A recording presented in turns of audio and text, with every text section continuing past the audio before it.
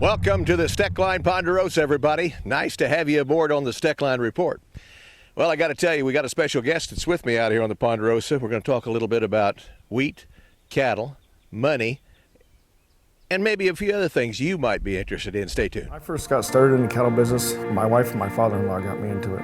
I love dealing with the animals and being in the outdoors. At American Ag Credit, I know a lot of them are in the same business that I am. Therefore they understand what I need and what problems I'm against, so they can work with you on it, and it makes it much easier. It's been passed down to me through the generations, and I want to pass it on down to the next generation or two. Well, our special guest here on the Steckline Report this time around, out here in the Ponderosa where the wind is blowing and it's supposed to rain tonight, and they're in the cloud in the sky. Well, there's two little ones over here.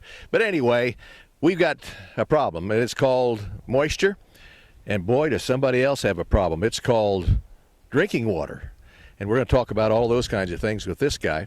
Greg Reno, he's the head of the American Ag Credit System here in the Midwest. And Greg, I got to tell you, before we get started on all these other things, quickly, you've had a pretty good kind of a year or so, because I just saw some figures you released. That's right. We had a wonderful year in 2014, Larry. We earned about $98 million.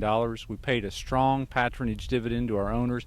We paid 0.75% back in cash to all of our stockholders who are patronage-based customers. 0.75%.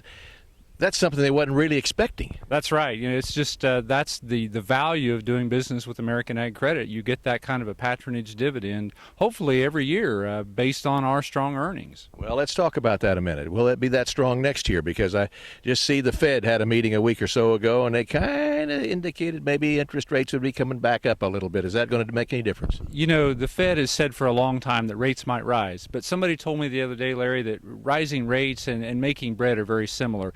You have to have all the right ingredients and the perfect environment for things to rise. And right now, the economy just doesn't have all the right ingredients and the right environment for rates to rise. So the Fed's talking about rates rising, but we certainly haven't seen that in the market right now. One of the things that I have seen is a little bit of slippage in land prices. Have you? Land prices are steady to maybe slightly declining for some of the poorer land in this particular part of the country, Larry. And even Iowa, too. I just saw a report from Iowa. They've got, they're down about 15% from the better time last year. Certainly, they're seeing some cash flow challenges with the price of corn, the price of soybeans where they are, and the cash rents that have been negotiated in Iowa. Things are going to start to get pretty tight. Tougher there than here. Right. We haven't seen the inflation factor in this part of the world that they've seen maybe in the Corn Belt states. And we don't have 16 $15,000 to $16,000. I mean, it's crazy. It really is. And you can't make that pay, can you? Land prices around here have certainly seen some inflation, but not to the degree that other parts of the world have. And so I think that's a real testament to farmers and investors in this part of the world that, hey, things can get tight. They understand that, and they've been a little more rational with their purchase decisions. And with the information that we get right now, Greg, it looks like it could be pretty tight. Corn below $4 probably. We've got soybeans, though. A report came out just today, showed us a few less acres than everybody thought it was going to be. But our carryover is big in corn and soybeans and wheat. And we're standing in my wheat field here that's burning up. I just fertilized it, and I probably shouldn't have done that. We've got water problems and price problems, too. So what does it make you guys nervous, loaning money on it, this land? I want to sell it next week? Larry, agriculture has always cycled, always has in the past, and it always will in the future.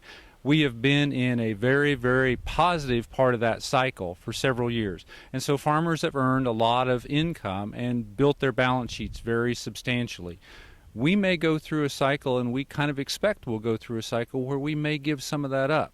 And so we counsel our customers all the time about preserving liquidity, because we know that that's what's going to carry them through that part of the cycle. Very good point. As you folks take a look at this wheat, what do you think? You're a good farmer too. We need some water, and I just heard you just told me a terrible story about California, where the governor has said everybody has to cut back 25%.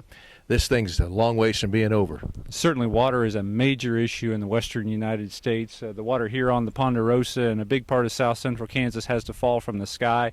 In California, all the water for agriculture comes from irrigation. And irrigation is in tremendous short supply in California, and rainfall, frankly, Larry, here in this part of the state's in tremendous short supply also. And the Board of Trade doesn't see that yet.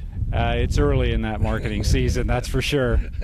Okay, wrapping things up, 2015's off and running. You feel like you're going to have a pretty good year, and you got a lot of faith in our business called agriculture? You know, Larry, we have a lot of faith in agriculture. It's what we do. It's what we have a passion for. We talked about rising rates a little bit. For an institution like ours, it's very well capitalized. The rising rate environment is actually good for us. So as long as our farmers stay vigilant in what they do, we stay focused on good credit, our association should have another great year in 2015. American Ag Credit, Greg Reno. Thank you, Greg. And folks, you need some bucks to buy that land next to you. This guy and his people will help you. See you on the next Steckline Report.